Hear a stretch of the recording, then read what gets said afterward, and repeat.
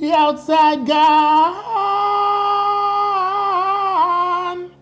far, far away. You ever notice how every time in this lockdown the country it is rain? Some people might say it's because it's the rainy season, but we know the truth. Oh, Bill. I remember when the first lockdown happened.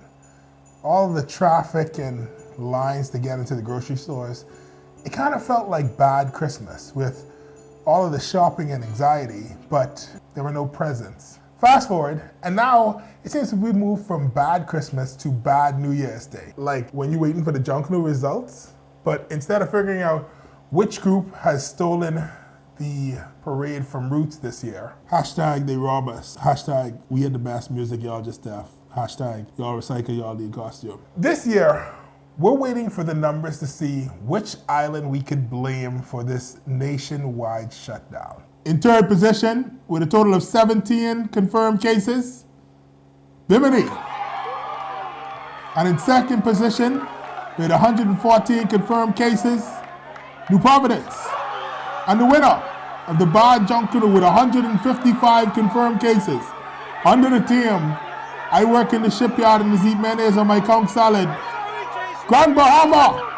Honestly, that could be the story. I mean, we could end this right there, but this is COVID times. And so the actual story is much crazier. On Sunday, July 19th, the Prime Minister, Acting Minister of Health, Competent Authority, and probably, I don't know, the next Attorney General, because let's be honest, if the AG forgets to table the emergency orders one more time, I think it's safe to say he should be allowed to go home, because clearly, demand tired,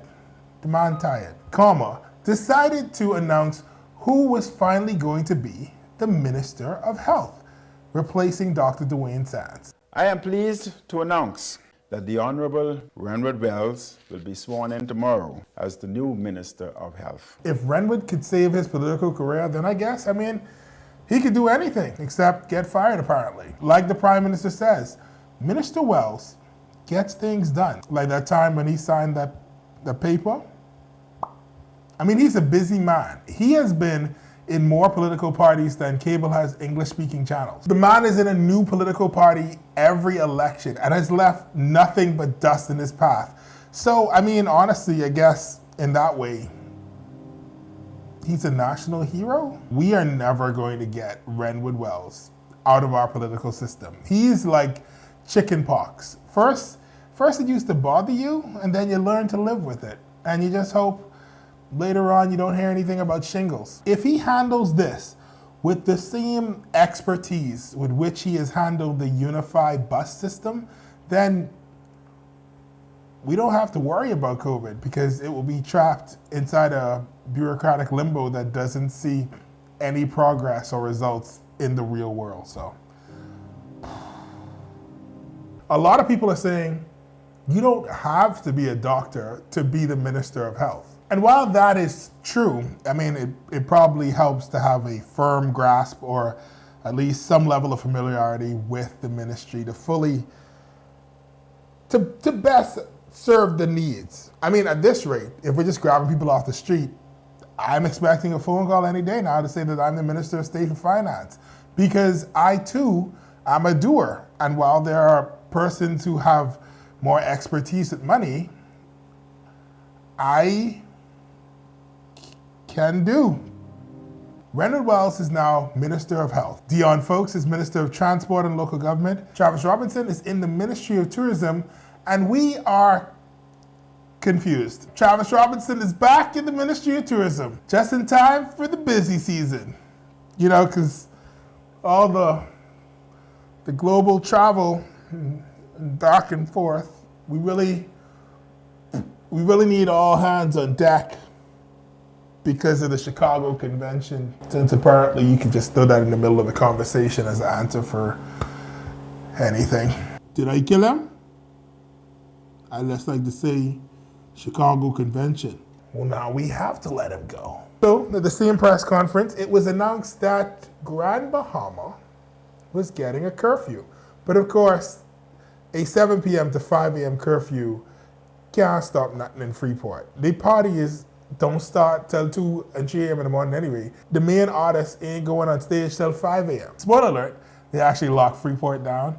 Once again, Freeport trying to prove that they're ahead of Nassau. But here's the thing. That's still not the crazy news that happened this past week. Thursday, July 23rd, in a sitting in the House of Assembly, Minnis did a lot. Some would say the most, but I mean, I wouldn't say the most because of the Chicago Convention. It started when he revealed that there was a special health presentation about COVID at Cabinet that day. And then he did an unexpected thing. Extending an invitation here today to the leader of the opposition and the deputy leader to attend that meeting so that they too can hear for themselves exactly what is happening in our nation, but they would hear that. Well, that was nice of him to invite the leader of the opposition. This may start a new thing where MPs learn to be adults and to put politics aside and to just, no?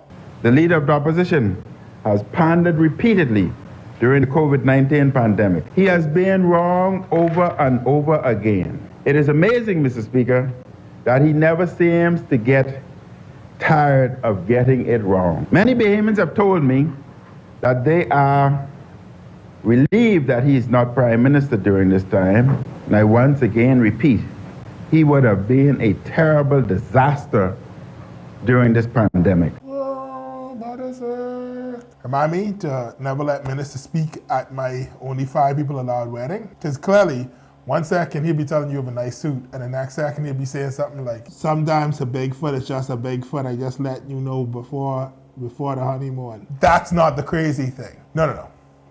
This is the crazy thing. But what that demonstrates, Mr. Speaker, that governments will be placed in situations where at some point in time, they would have to make what they call discriminatory or unconstitutional decisions against their people in the interest of the advancement of their nation. What is the context? It doesn't matter. This is the stupidest thing a lawmaker could say. This is stupider than somebody telling you, I tried to go into his phone and compromise the relationship. The Constitution is the highest law in the land. It is the guiding star that we align all other laws to. It's supposed to be true north for lawmakers. And if you're a lawmaker, your only job is to make laws that align with it. If the Constitution is breakable, then what is the point of any of this? You realize that the power and the authority of the Prime Minister comes from the Constitution, right? So if you, as a lawmaker, that is empowered by the Constitution, has decided that you don't need it, what are you following exactly?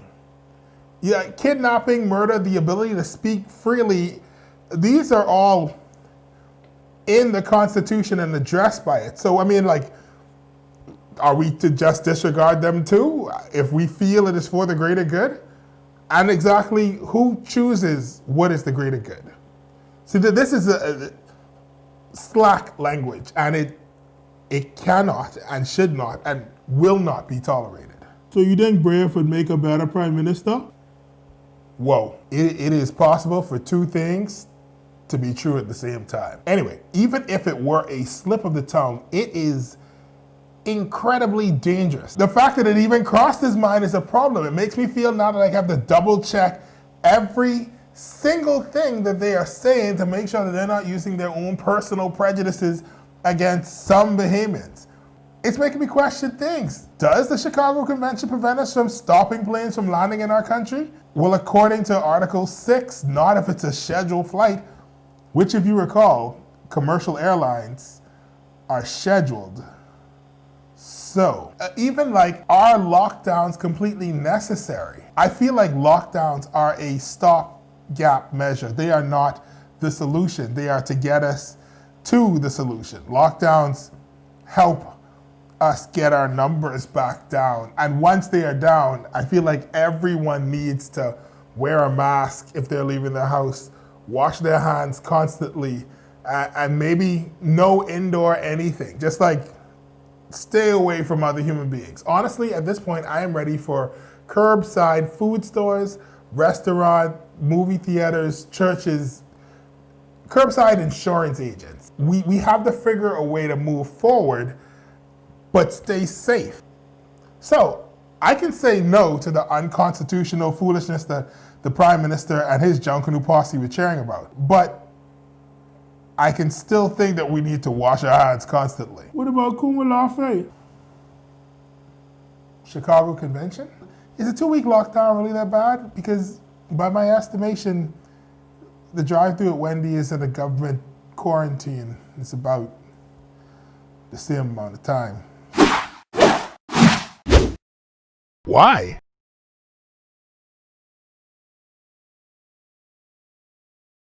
That governments will be placed in situations where at some point in time they would have to make what they call discriminatory or unconstitutional decisions against their people.